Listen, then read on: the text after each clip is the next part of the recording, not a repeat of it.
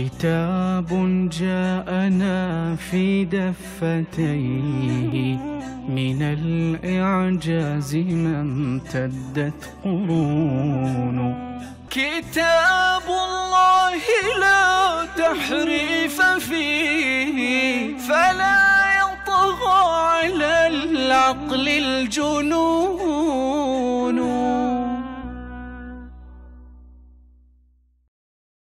من الأسئلة المحيرة التي لا تجد فيها جوابا شافيا في دين الشيعة يروي ظمأك: لماذا الإمامة في أبناء الحسين دون أبناء الحسن؟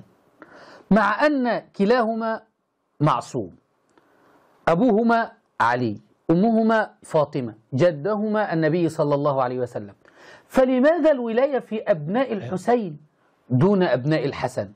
احذر احذر أيها الشيعي أن تقول لي لأن الحسين لأنه الروايات وردت أن الأئمة في أبناء الحسين. هذا من الكذب. لو كانت روايات صحيحة ما اختلف أبناء الأئمة، وما بعد كل ما إمام يموت تخرج فرقة جديدة. حتى عبد الله بن جعفر الصادق طالب بالإمامة لنفسه، فلا يوجد شيء اسمه الروايات تدل على أن الأئمة من أبناء الحسين. فلماذا جعلتموها في الحسين دون الحسن مع أن الاثنين معصومين عندكم؟ حتى أن الحسن أفضل من الحسين، وأمهما فاطمة، أبوهما علي. بماذا ميزتم الحسين عن الحسن في الإمامة يا عقلاء الشيعة؟ ها